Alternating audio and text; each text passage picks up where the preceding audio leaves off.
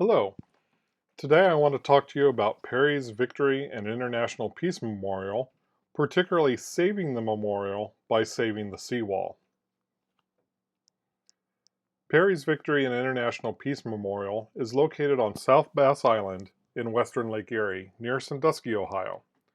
The granite Doric column, the world's tallest, stands 350 feet tall, 352 feet tall, and is the fourth tallest memorial in the United States. The memorial commemorates the nearby decisive American naval victory over the British Navy during the War of 1812, called the Battle of Lake Erie, and this was instrumental in allowing the United States to negotiate peace at the end of that war.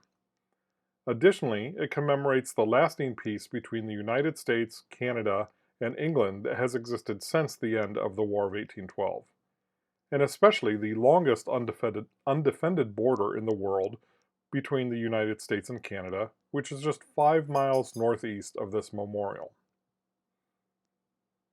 This map shows the location of South Bass Island relative to the region and the location of the memorial on South Bass Island itself.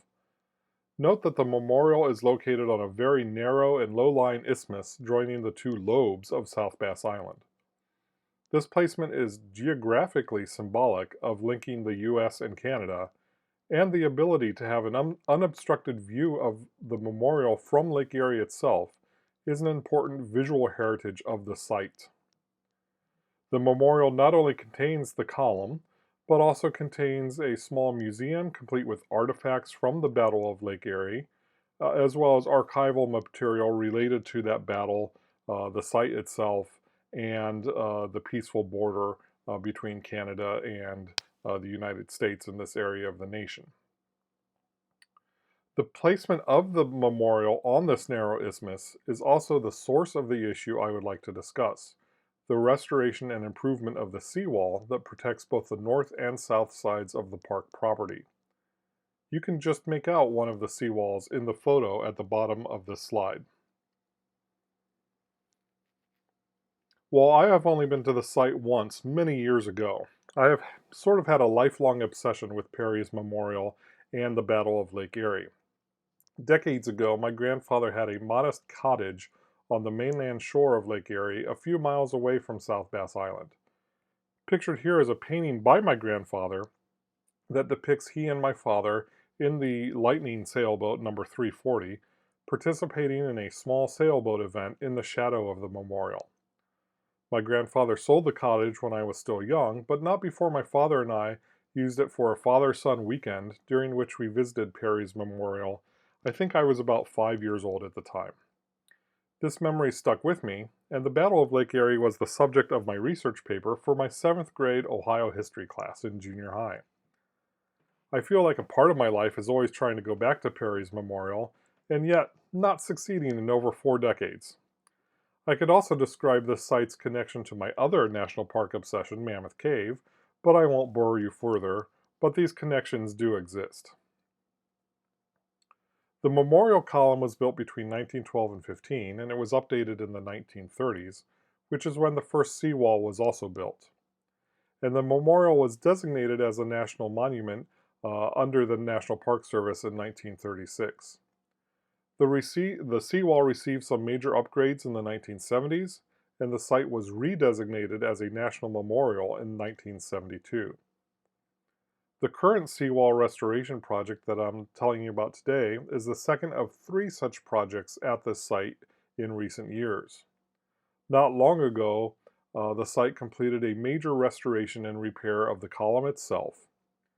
The seawall project has finished all assessments, public comments, and planning and designing, and is now in the process of requesting construction bids. The third project in this series, which is just beginning the assessment process, will complete a restoration of historic landscaping of the site. As with any Great Lakes site, erosion is a principal concern. Lake levels in the Great Lakes are notoriously fickle, creating unpredictable shoreline effects. Erosion along the Great Lakes is predicted to increase in the foreseeable future due to climate change. These effects are especially felt at a site like Perry's Memorial that by design lies so low and on such a thin and vulnerable isthmus. At Perry's, erosion is directly damaging the existing seawall and undercutting the plaza of the memorial itself. The existing stormwater drainage system is woefully inadequate for heavy rain events. Flooding of the memorial that is caused by this sometimes closes the road through the memorial that connects the two sections of South Bass Island. This situation is a threat to both resident and visitor safety, and the combination of floods and seawall deterioration directly diminishes visitor safety, experience, and use of the grounds. And it also is a direct threat to the cultural heritage that exists and is preserved at the site itself. This slide shows the architectural drawings of the cross-section of the existing seawall and the proposed reconstructed seawall. The reconstructed seawall will be raised by an additional 2 feet. The water-facing underwater mud line will be fixed and made consistent throughout the system, throughout the area. And behind the seawall, the plaza edge will be built up, graded toward a new storm sewer system, and reinforced. The ground beneath the plaza will be repaired and made consistent as well. These improvements will not affect the important sightlines to and from the lake and memorial. This map view shows the extent and area of the seawall at the memorial site, and it also indicates which areas require partial rebuilding of the seawall, full rebuilding, or completely new seawall construction.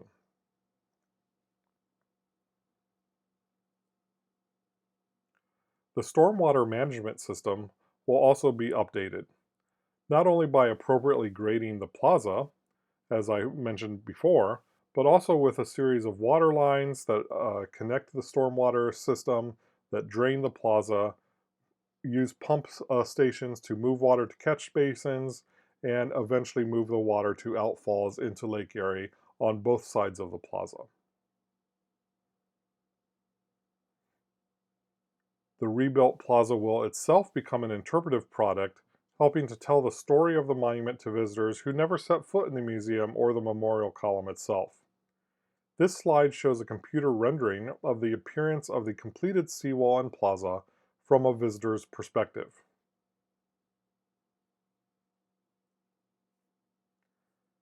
As with any major management decision in the National Park Service, an assessment of the effects of no action and the various investigated possible actions is required to make a management decision.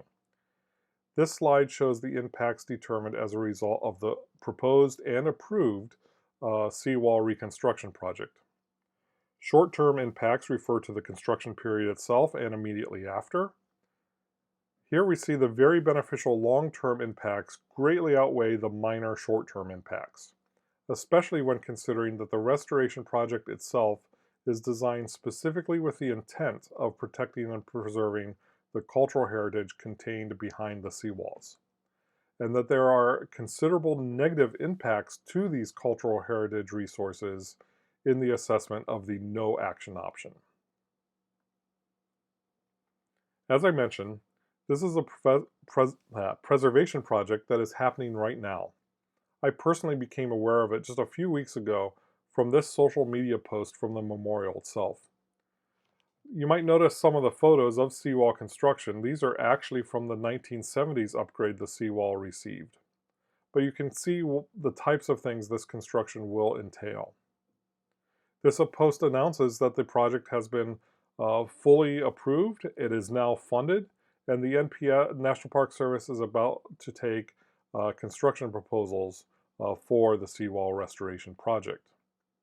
And once complete, the resources contained within and between those seawalls at this memorial will be safe and protected for generations to come to visit Perry's Victory and International Peace Memorial throughout the future. Thank you very much.